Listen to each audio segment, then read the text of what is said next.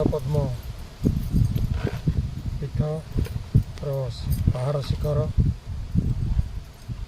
आम जो मैंने उपस्थित होती समस्त को स्वागत है। प्राकृतिक परिवेश भितर संसार जंजाल को किसी मुहूर्त पर भूली आम आज एठारे पहुँची। समग्र जगतर कोलाहल आज जमी आम पाखे नीरवी जाइए।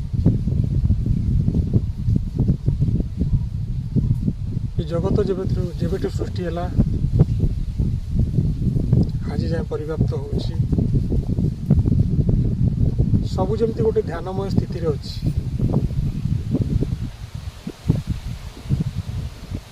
ये प्रकृति पहाड़ नदी नाल समस्ते निरंतर ध्यान रे अछंती केवल मनीष को छाड़ी। मनीष जमी ध्यान करें आ समस्ते ध्यान कर एते निरंतर ध्यान से करुछंती जे सेमानंकु भांगी विदीर्ण कला परे मध्य सेमानंकु ध्यान चित हो। आमे ध्यानर कला कौशल आमको शिखा पड़ुची। आमको गुरु शिखौचंती नचेत आम बही पढ़ी शिखुचु तापर मध्य ध्यान हो।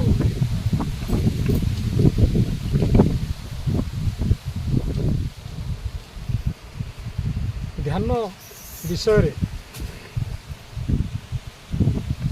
जहाँ जहाँ कह जहाँ जहाँ आम शुणुं ध्यान भीतर को जीवा बेले बा ध्यान हो गला परे से सब मिछ बोली भूली बुझा पड़ो। थरे भीतर प्रवेश हो गला परे यदि पहाचर आवश्यकता अच्छी ऊपर को चढ़ापी कि ऊपर को चढ़ीगला पहाचर आवश्यकता नहीं। हम प्रथम बुझा पड़ो। तेणु बेसी गुड़ा हिसाब कले ध्यान हम ना। तेणु ध्यान एक एपरी स्थिति आम जिते बड़े निद्रा त्याग करुचु पुणी निद्रा जाऊँ ता भितर सचेतन भाव में आम मन आमको बाट चलाऊ। मन आमको जिते बाट जाए बाट चलैब से बाट जाए ध्यान हम ना।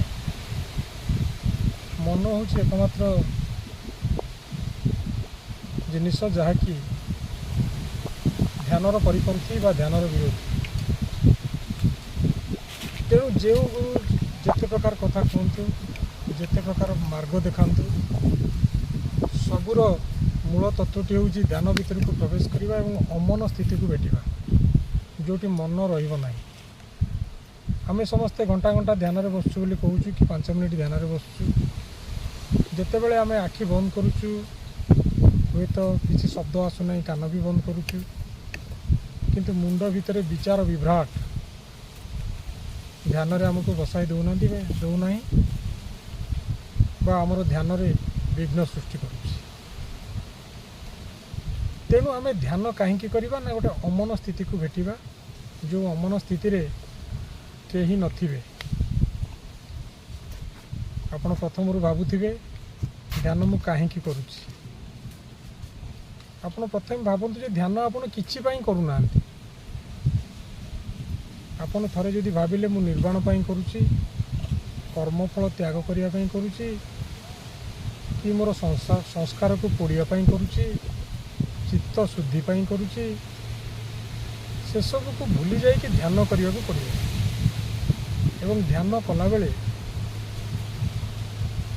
सबुकिछि भावना को भूलिया पड़ो और जो विचार गुड़िक आसूसी से विचार प्रति दृष्टि देवा पड़ो और बारंबार दृष्टि देला पर से विचार तिरोहित हो दूरे एवं विचार दूरे गला पर ध्यान उपस्थित हम।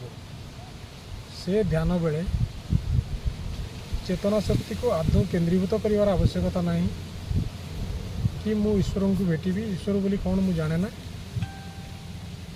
मत अन्य माने जहाँ कहते जहाँ मुझे शुणी ता किसी शब्द हो पारे आलोक हो पारे गंध भी हो पारे किसी दृश्य भी हो पारे किसी न हो भी पारे। तेणु मुझे प्रति मोर विचार को केन्द्रीभूत कर आवश्यकता नहीं। आमे केन्द्रीभूत करुचु माने प्रथम भावी नहीं मुझे देखिले यहाँ ध्यान है ଆଉ ମୁଁ ପହଞ୍ଚିଗଲି ଶିଖରରେ, ତାହା ହିଁ ଧ୍ୟାନର ପ୍ରାଥମିକ ଭାବରେ ଗୋଟେ ଭୁଲ ପର୍ଯ୍ୟାୟ। ତେଣୁ ସେସବୁକୁ ମନରୁ ପୋଛି ଦେବାକୁ ପଡ଼ିବ। କେବଳ ଗୋଟିଏ ଅନ୍ତରାୟ ହେଉଛି ଧ୍ୟାନ କଲାବେଳେ, ଯେଉଁମାନେ ଆମେ ସମସ୍ତେ ଧ୍ୟାନ କରୁଛୁ, ଯେକୌଣସି ବିଧିରେ ଧ୍ୟାନ କଲେ ବି ବିଚାରଟା ପଶୁଛି ମୁଣ୍ଡ ଭିତରେ। ତେଣୁ ସେଥିପାଇଁ ବୁଦ୍ଧ କହିଥିଲେ ବିଚାର ସହିତ ଲଢ଼ିକି କିଛି ଲାଭ ନାହିଁ, କାରଣ ବିଚାରକୁ ଦୂରେଇବା ଏତେ ସହଜ ନୁହଁ। କେବଳ ବିଚାର ପ୍ରତି ଦୃଷ୍ଟି ଦିଆଯାଉ। ତ ମୁଣ୍ଡ ଭିତରେ ସବୁ କ'ଣ ଘଟୁଛି, କ'ଣ ସବୁ ବିଚାର ଆସୁଛି, ଜାଗତିକ କଥା ଆସୁଛି ନା ମହାଜାଗତିକ କଥା ଆସୁଛି। ମୁଁ ଏତେ ତୀବ୍ର ଭାବରେ ସେ ବିଚାର ଗୁଡ଼ିକୁ ନିଜେ ଲକ୍ଷ୍ୟ କରିବି ଯେ ତାପରେ ବିଚାର ଆପେ ଆପେ ଶୋଇପଡ଼ିବ ଏବଂ ମୁଁ ଧ୍ୟାନମୟ ଜଗତରେ ପ୍ରବେଶ କରିବି, ଯେଉଁଠି ମୁଁ ମୋ ନିଜକୁ ଭେଟିବି। ଆଉ ସେଠି କେହି ଦ୍ୱିତୀୟ ଲୋକ ନଥିବେ, କାରଣ ମୁଁ କିଏ? ମୁଁ ମୋର ଯେତିକି ଶରୀର ଦୃଶ୍ୟମାନ ସେତିକି ନୁହେଁ। ଯାହା ଦୃଶ୍ୟମାନ ଏବଂ ଯାହା ଅଦୃଶ୍ୟ, ଯାହା ମୁଁ କଳ୍ପନା କରୁଛି ଏବଂ ଯାହା ମୁଁ କଳ୍ପନା କରିପାରୁନାହିଁ, ସବୁଠି ମୁଁ ଆଚ୍ଛାଦିତ। ଏକଥା ଅଷ୍ଟାବକ୍ର ବୁଝାଉଛନ୍ତି ଜନକଙ୍କୁ। ସବୁ ତ ମୁଁ ଏତେ କ୍ଷୁଦ୍ର ନୁହେଁ, ମୁଁ ଏତେ ମହାବ୍ୟାପକ, କିନ୍ତୁ ମୁଁ ନିଜକୁ ଭେଟିବି ଧ୍ୟାନରେ। କାରଣ ଅନ୍ୟ ସବୁଠି ନିଜକୁ ଭେଟିବାର ବାଟ ବନ୍ଦ। ମୁଁ ଆଖି ଖୋଲିଲା ମାନେ ଯାହା ଦେଖିବି ସେ ଆଉ କିଛି। କେବଳ ଏକମାତ୍ର ଜିନିଷ ଯାହାକୁ ଆଖି ବନ୍ଦ କରିବି ଏବଂ ନିଜକୁ ଭେଟିବି।